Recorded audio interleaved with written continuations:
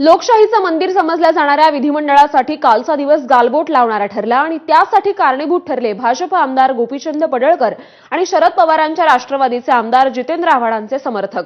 खरं तर यांना समर्थकांपेक्षा गुंड म्हटलेलं जास्त उचित ठरेल, कारण पडळकर आणि आव्हाडांच्या समर्थकांनी विधान भवनाच्या पायऱ्यांवर राडा घातला, एकमेकांची कॉलर पकडत हाणामारी केली। गुंडांच्या टोळ्यांप्रमाणे विधान भवनाच्या पायऱ्यांवर हे समर्थक भिडले। या राड्याला पार्श्वभूमी होती गोपीचंद पडळकर आणि जितेंद्र आव्हाड यांच्यातल्या बुधवारच्या वादाची।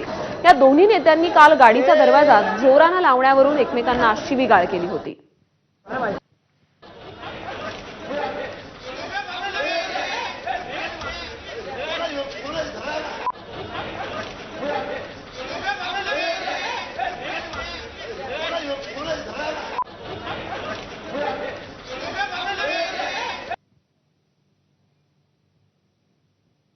त्यामुळे दोन आमदारांच्या वादाची पार्श्वभूमी या संपूर्ण राड्याला होती आणि समर्थकांमध्ये विधान भवनाच्या परिसरामध्ये हाणामारी धक्काबुक्की झाल्याचं बघायला मिळालं होतं।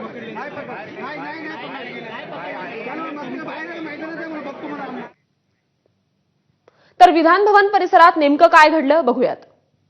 विधान भवनाच्या पायऱ्यांवर गोपीचंद पडळकर कार्यकर्त्यांशी गप्पा मारत उभे होते। जितेंद्र आव्हाडांचे समर्थक नितीन देशमुख आणि पडळकरांमध्ये पायऱ्यांवरच ठिणगी पडली।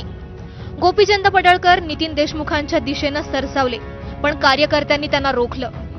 पडळकरांचे समर्थक ऋषी टकले आणि आव्हाडांचे समर्थक नितीन देशमुखांमध्ये हाणामारी झाली।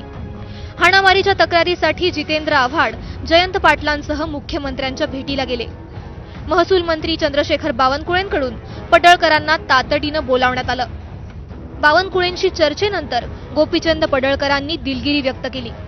नितीन देशमुख आणि ऋषी टकलेंचे जबाब नोंदवले गेले।